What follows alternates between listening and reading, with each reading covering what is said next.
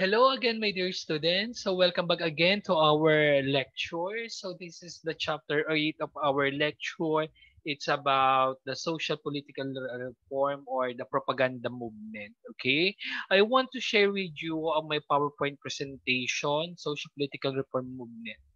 Okay, so okay,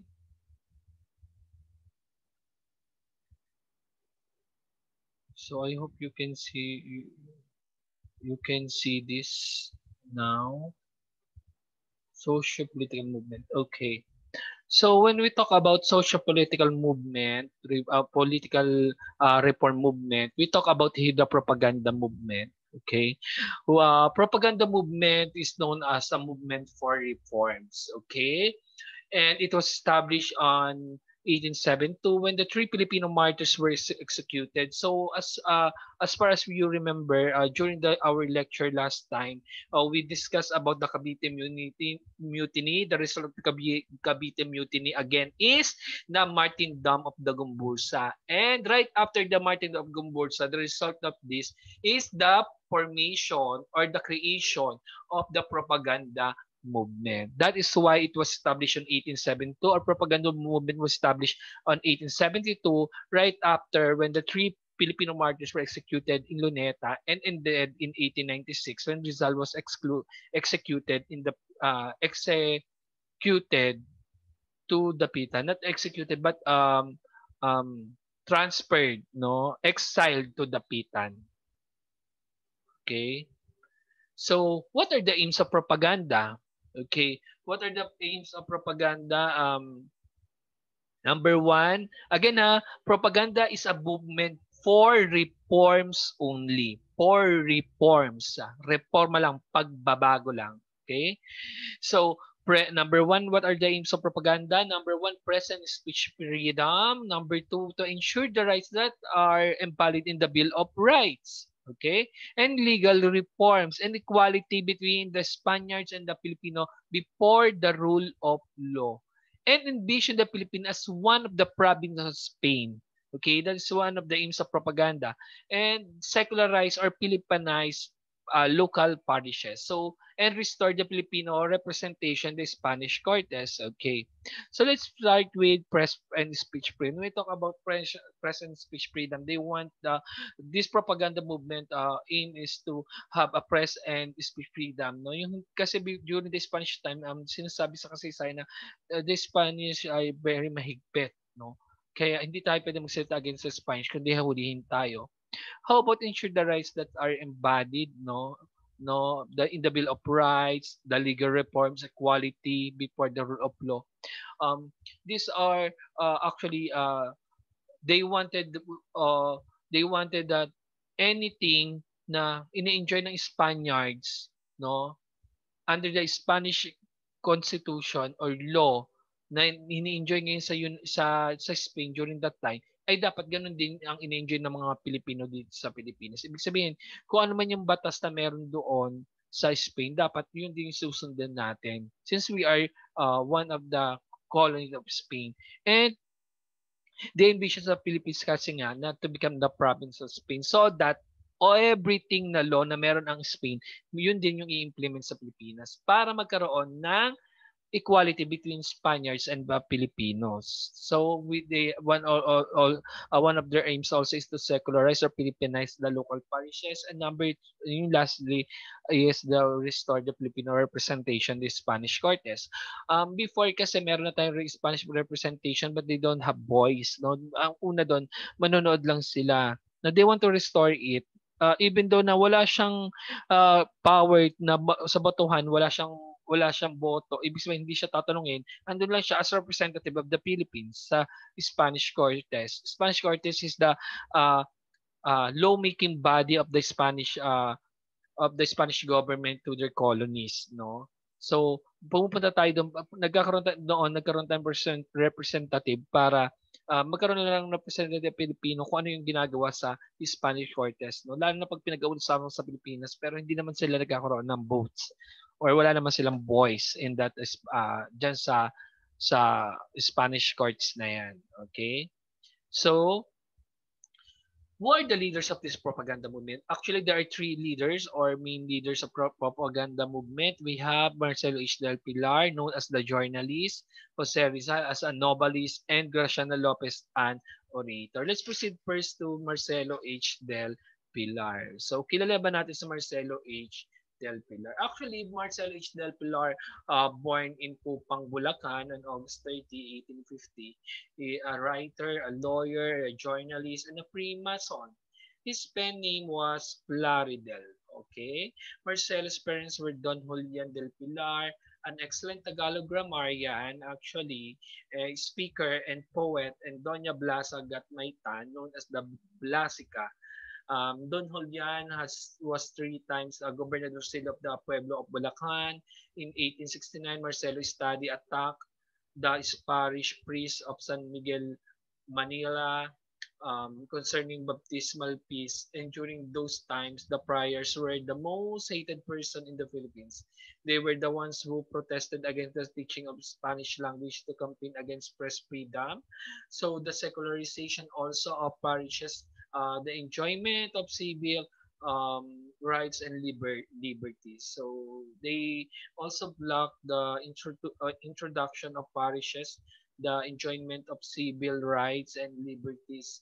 They also blocked the introduction of reforms in the country for fear that an enlightened Philippine people would reduce their powers and privileges. So he became the editor-in-chief of the propaganda newspaper La Solidaridad when it was already transferred from Barcelona to Madrid, and he was also known the father of the Freemasonry and journalism in the Philippines. So how about Dr. Jose Rizal? Oh, no, he is also known as the novelist, no?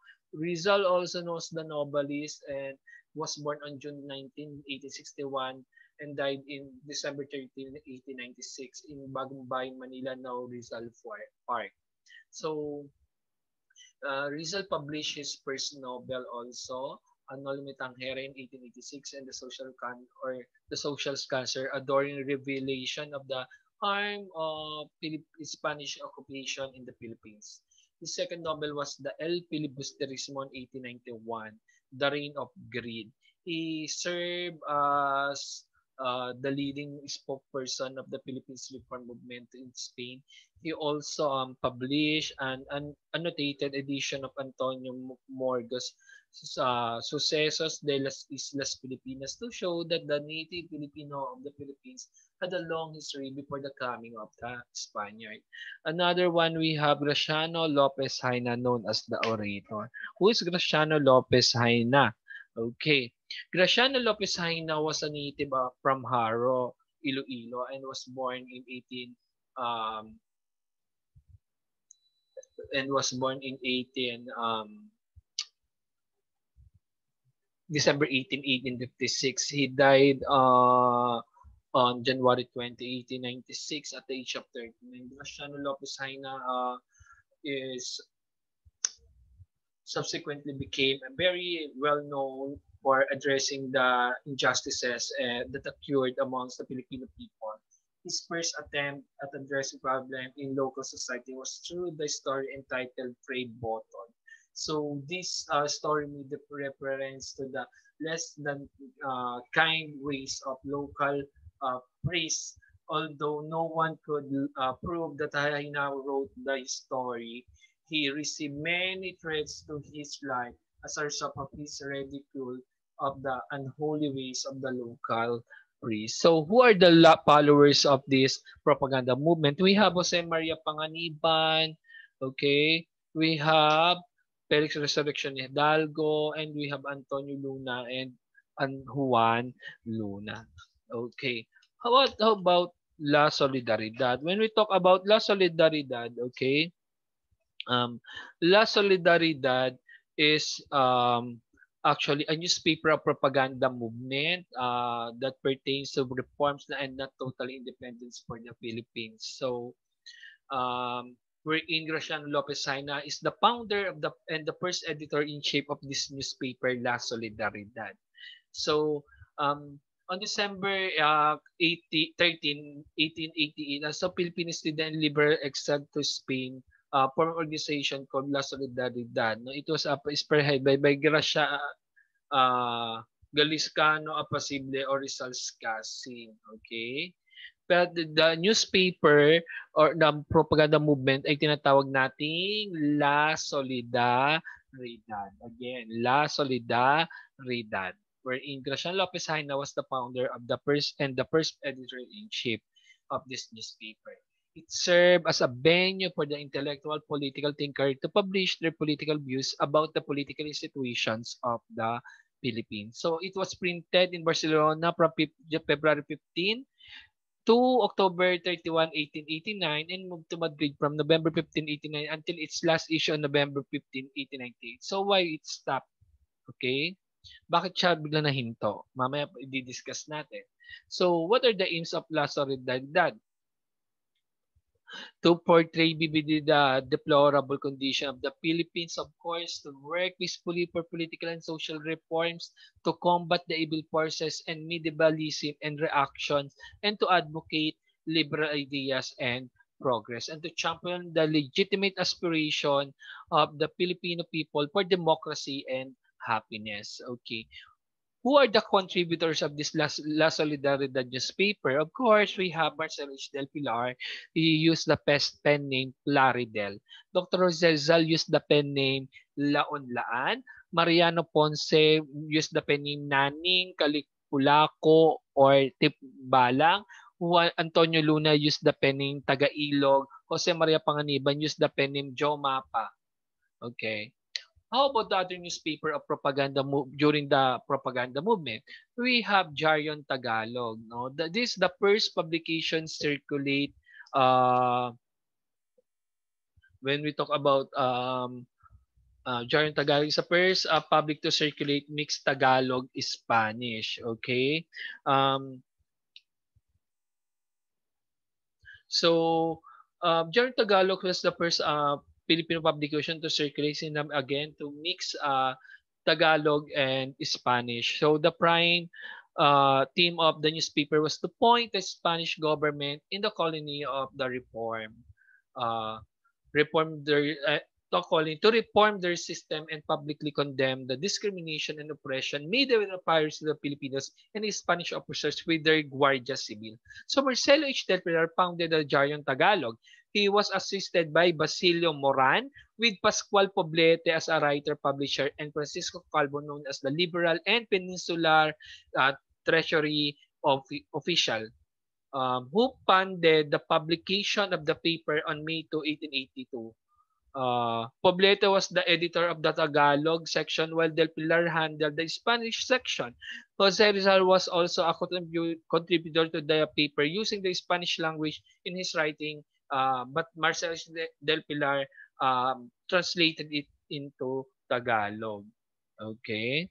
So how about the foreign friends of the propaganda movement? Of course, during that time na itong mga propaganda movement na to, ang mga founder, kung mapapansin natin is mga middleman o yung mga belong sa middleman class or ilustrados. So they have also the foreign friends who believe in the aims of propaganda movement. So these are Don Juan Atayde. Don Juan Atayde is a liberal Spaniard who was born in Manila and retired an army officer. He founded the Civil Association of Spaniards and Filipino in Madrid called Círculo Hispano-Filipino. Okay. What is Círculo Hispano-Filipino? Okay. Círculo Hispano-Filipino is the organization was this Círculo Hispano-Filipino is an organization wherein they were able to publish a Revista del Círculo Hispano-Filipino, wherein this their newspaper, wherein their aim is expressing thoughts about the abusive Spanish government. However, the publication was short-lived due to the lack of funds and conflicting political issues, thus leading the dissolution of the organization. So we have Don Miguel Moraita. Don Miguel Moraita actually is uh, Spanish professor at the University of Madrid, and he established the what we called um, Asociación Hispano-Filipino on January 12, 1889. Okay, how about La Liga Filipina? Okay, what is La Liga Filipina?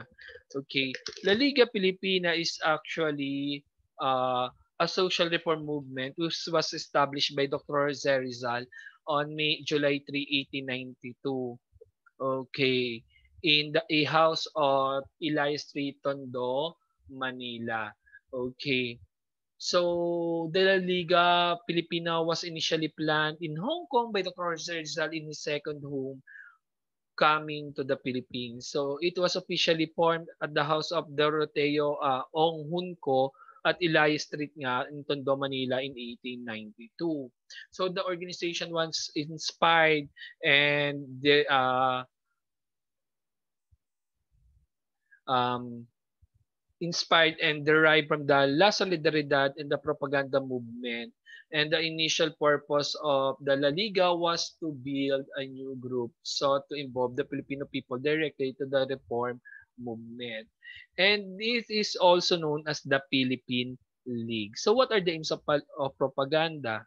Okay, number one, to consolidate the whole country. Number two, to carry out common defense in every complaints and necessity, to pull up a protection against aggression and unfairness, to support Philippine education, agriculture, and commerce, and also to formulate and apply socio-political reform. So, who are the officers of the La Liga Filipina?